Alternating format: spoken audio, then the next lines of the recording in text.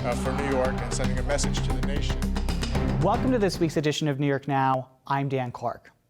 This was the week that we've been waiting for since August. Finally, after months of suspense, Governor Andrew Cuomo's new book was released this week. And usually when a politician puts out a new book, it means they want to get something out of it. For Andrew Cuomo, the book has stoked new rumors that he might want to take a more national role.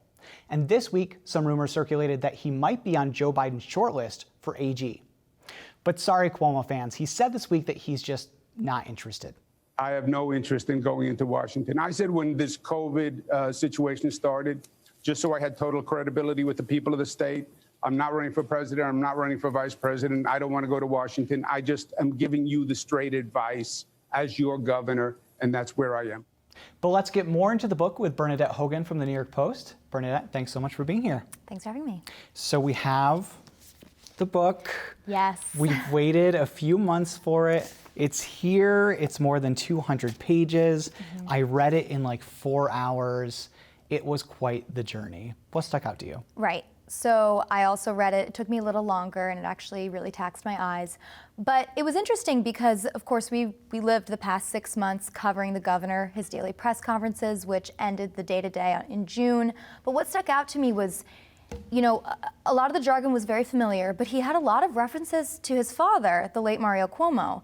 And I thought that was very interesting, how his father really is still with him all the time. All the time. All the time. And but Mario's name also competed with reference of President Trump, which was probably on every other page as well. Yeah.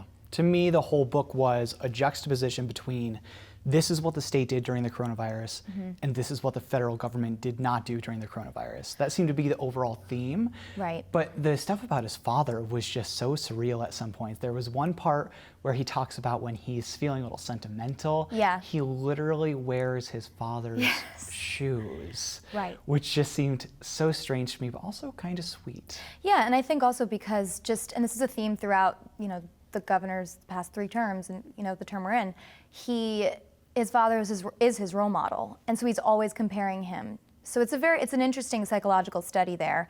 But also, you know, there's other references with his daughters. He had these 3 daughters with him throughout the majority of the pandemic, so he got some family time with them.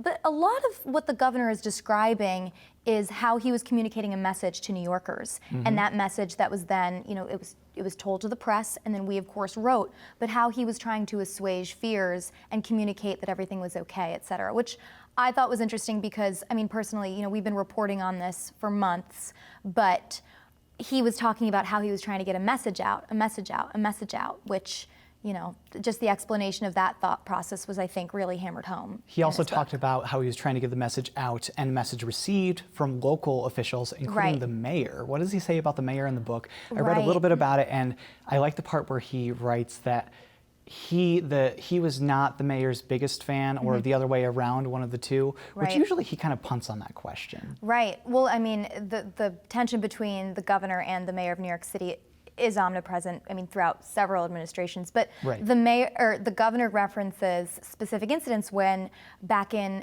the early, or the late spring, early summer, when the George Floyd protests were very prominent nationally, but also in New York City, and the governor was contemplating, you know, and he says it in the book, he says, do I displace the mayor or bring in the National Guard, because the NYPD could not handle the protests and the tensions and the lootings, et cetera. And then the governor, of course, you know, he says things like, at one point, Trump complimented Mayor de Blasio, and Cuomo says, that's the most ludicrous thing, or I'm paraphrasing, that's the most ludicrous thing.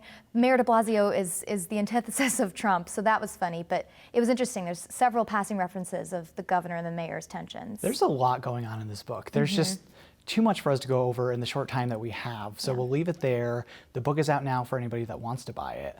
Bernadette Hogan from the New York Post, thank you so much as always. Thank you.